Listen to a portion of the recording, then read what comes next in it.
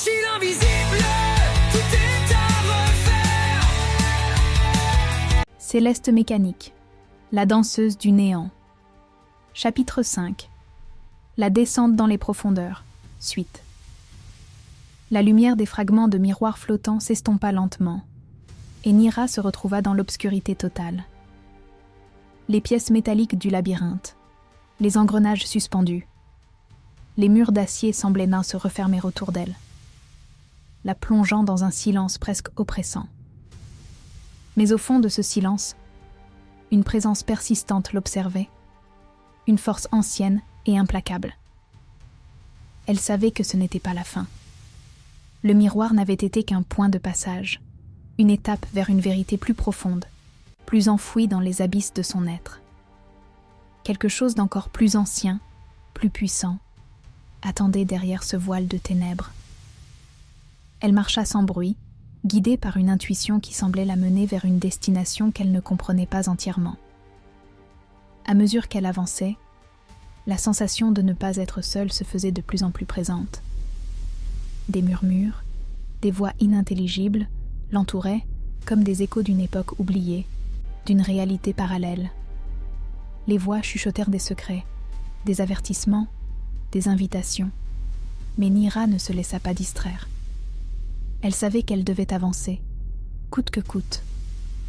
Soudain, un éclat de lumière jaillit devant elle, éclatant comme un soleil éclipsé. La lumière était froide, presque douloureuse, mais elle attira Nira irrésistiblement.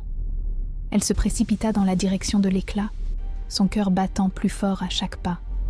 Lorsqu'elle atteignit la source, elle se retrouva dans une grande salle circulaire, entourée de murs tapissés d'orbes de lumière flottants, suspendus dans l'air comme des étoiles mortes.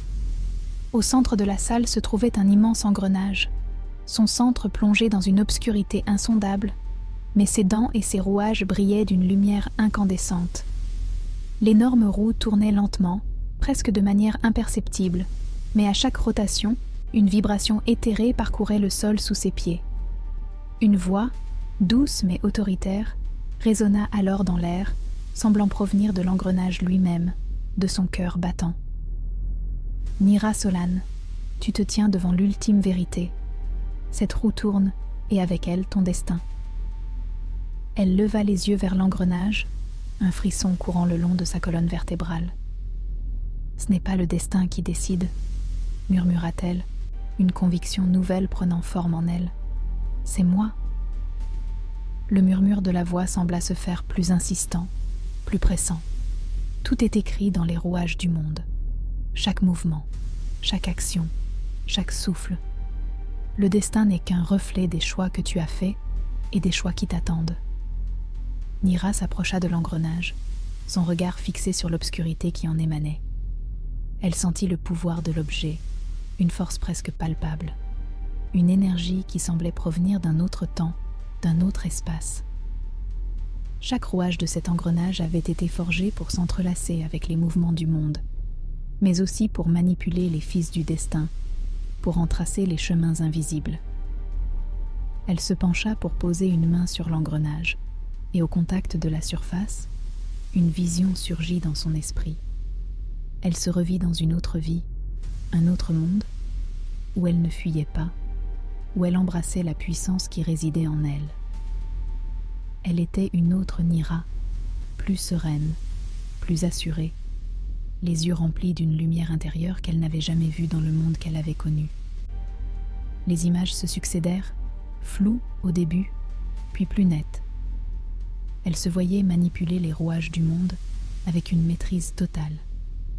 Chaque geste dicté par une certitude profonde. Un monde où elle était libre, où ses choix n'étaient pas dictés par la peur, où elle était l'architecte de son propre destin. Mais soudain, la vision se troubla. Une ombre apparut dans le coin de son esprit, une figure mystérieuse, un être qu'elle connaissait, mais qu'elle n'arrivait pas à identifier. L'ombre s'approcha d'elle, ses pas silencieux sur le sol métallique. « Tu as le pouvoir de façonner ton avenir, » dit l'ombre, sa voix éthérée. « Mais tu sais que ce pouvoir a un prix. Les rouages du monde ne se contentent pas d'être manipulés. Pour chaque action, il y a une réaction. Pour chaque choix, une conséquence. Nira se redressa, le cœur battant plus fort. Je le sais, mais je choisis de prendre ce prix. Je choisis de ne plus fuir. L'ombre disparut dans la lumière, mais la vision persistait, l'ultime vérité s'ouvrant devant elle comme une porte vers l'inconnu. Elle comprenait maintenant que l'avenir ne se construisait pas seulement en fonction des choix du passé, mais aussi de la volonté de se réconcilier avec chaque fragment de soi, chaque mouvement dans le temps. Elle tourna lentement sur elle-même, sentant les rouages de l'engrenage vibrer dans son corps, dans son esprit. Chaque fraction de seconde était un choix, une possibilité infinie. Elle n'était plus une simple voyageuse dans un monde déformé par le temps et l'espace. Elle était devenue un agent du changement. Avec une détermination nouvelle, Nira tendit la main et toucha l'engrenage. La lumière qui en jaillit enveloppa son corps, et une onde de transformation parcourut chaque fibre de son être. Elle était prête. Prête à accepter le poids du pouvoir qu'elle détenait, prête à affronter les conséquences de ses choix. L'engrenage commença à tourner plus rapidement, sa vitesse augmentant à chaque seconde. Nira ferma les yeux, son souffle se synchronisant avec le rythme des rouages. Elle savait maintenant que, dans cette danse infinie du temps et de l'espace, elle était devenue la clé. Elle s'avança, le cœur empli d'une nouvelle conviction, prête à affronter les défis et à embrasser son destin dans toute sa complexité et sa grandeur.